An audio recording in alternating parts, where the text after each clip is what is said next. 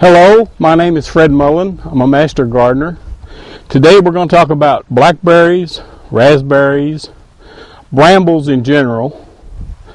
But what we're going to talk about basically is blackberries, which is what I have behind me. This is a field of blackberries out here at UT Extension.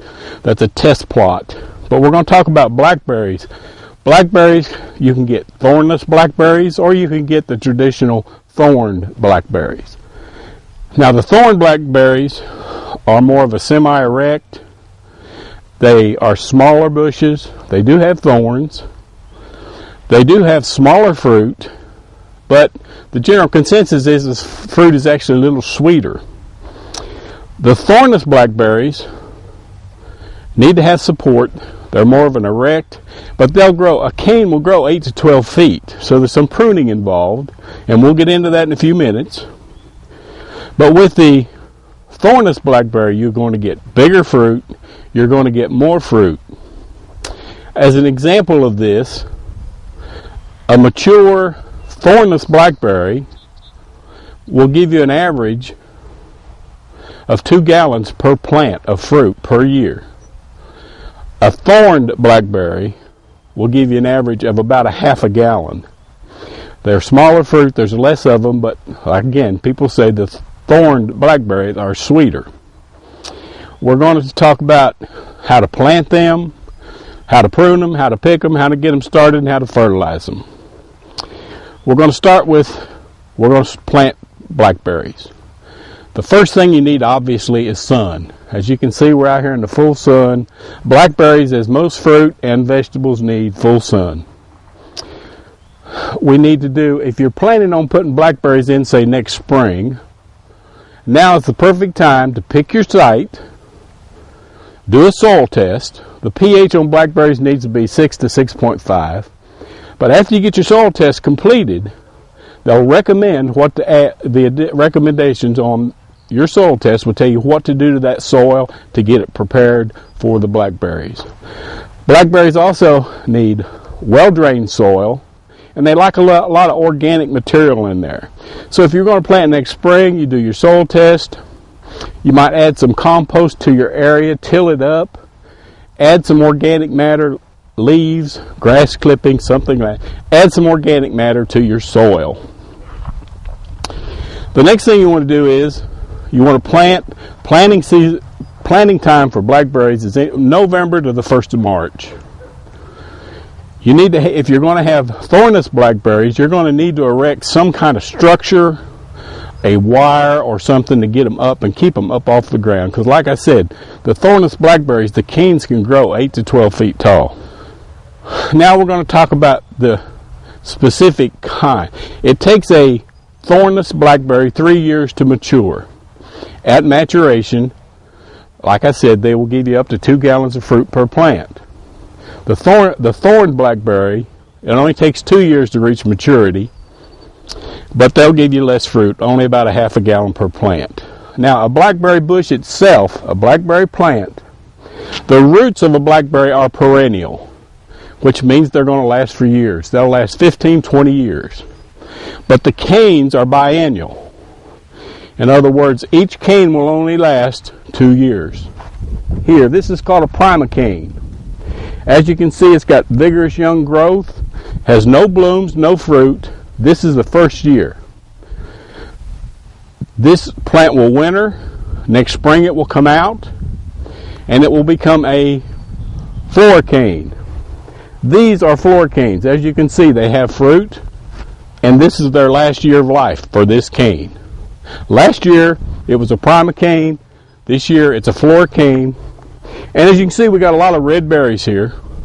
When these berries are all ripe, picked, and this cane is done, you prune it out right away. You get rid of it.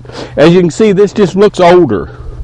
This one looks younger, more vigorous. This is next year's fruit. What this cane does this year is it grows and it sets fruit buds. Between now and fall, it sets its fruit buds for next year. Okay? But like I said, as soon as your floor cane is finished fruiting, you go through and prune all those out. And that leaves All your priming, which is just young growth, this is all next year's fruit. Okay, so it's very important to remember the cane itself doesn't live but 2 years, but the root system will continue to produce year after year. Now, as far as pruning, one thing you'll notice about these blackberries, all the blackberries are on the tips. They're all on the tips. These are tip fruiters. In other words, the more tips you have, the more fruit you're going to have. So what's recommended is, during the summer, when this primocane reaches about this height, which is about head high, you want to prune the growing end out of it. You want to pinch that end out. And as with everything else in plant life, when you prune it, you encourage more growth. And what that will encourage, when you prune the tip of this out, is all these leaves, all these will put side shoots out. The more side shoots you have, the more tips you have. The more tips you have, the more berries you're going to have. This cane would continue to grow 8 to 12 feet tall, and it would only have blackberries on the far end of the plant. That's the only place it would have them if we left it alone. So during the summer, when these are growing, when they get about head high, you want to pinch the tip of them out and let them start developing the side shoots. That's what these have done. As you can see, these are all side shoots, and all the berries are on the tips of the branches. Now, once you pruned these out, but once you've cut all these out, when this is done, when these berries are done in about 2 weeks, they'll come through, they'll cut out all the floor canes, they'll take the primocanes here, and they'll tie them up to the wire here for support. And then next summer, when this cane will become a floor cane, it will have fruit on it, and there'll be new primocanes coming out of the ground. It's a continuous process. It doesn't end. Okay? So once your plants are pruned out and you tip prune, now this tip pruning is a process that lasts all summer. In other words, this primocane is ready to be tipped because it's about head high. Here's another primocane down here that's only knee high. This one's not ready yet. This one will continue to grow this summer, and later in the summer, you'll tip prune this one out. Okay? We'll talk about fertilizing. Once you've done your soil test, get your soil amended to where it needs to be. You'll have to use additional fertilizer every year. You want to fertilize that's high in nitrogen, low in phosphorus, and you want to fertilize twice a year. You want to fertilize in the spring, just as soon as the leaves are starting to come out, and then just as soon as, in about 2 weeks, we cut out these floor canes, you want to fertilize again in the middle of the summer. Okay? Now, there is another type of, and most of the time it's a raspberry, but it's still a bramble, and that's called an everbearing.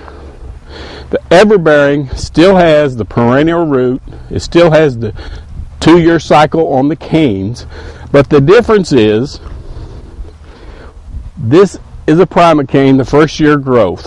On an everbearing raspberry, usually it's raspberries, there are a few blackberries, the top of this one, the first top half, will produce fruit the first year.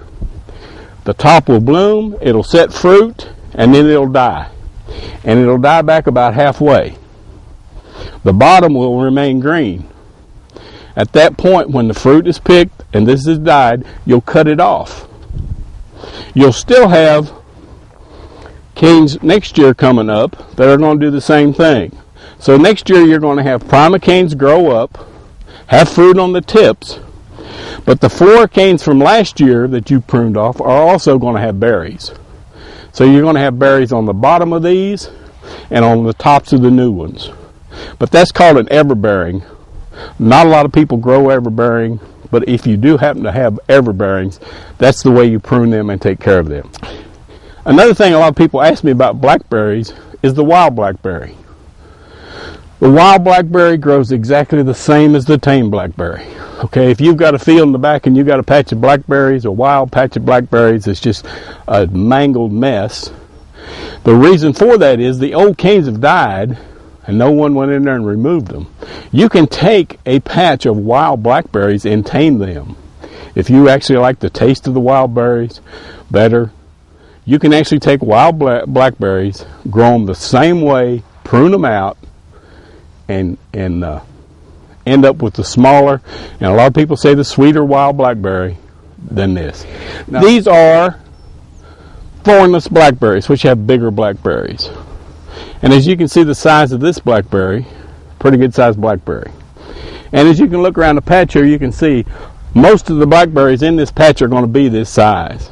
That's why the thornless produces 2 gallons of berries per plant, whereas the thorned blackberry only produces about a half a gallon a year on a good year. Now there are years that blackberries get hit with a late frost and you don't have any fruit. It does happen occasionally, but they're pretty reliable as far as having continuous blackberries year after year. It's a good plant to start. There are a few pests involved. Japanese beetles happen to like them, and June bugs happen to. If you've ever been in a wild blackberry patch, you'll notice June bugs like to eat the berries. Well, Japanese beetles do too. So it is probable you might have an infestation every once in a while of the Japanese beetles, but that can be taken care of. Okay, blackberries keep well. They can be frozen, eaten fresh. They can be kept in the refrigerator up to 2 weeks at a time, as long as you keep them good and cool. But it's a great fruit to grow in a small area. It produces quickly. In other words, you've only got to wait 2 years and you're producing fruit. Whereas apples and blackberries and peaches and plums and those things takes longer. But you can get into fruit production very quickly. And that's about all I have for today. So we thank you very much.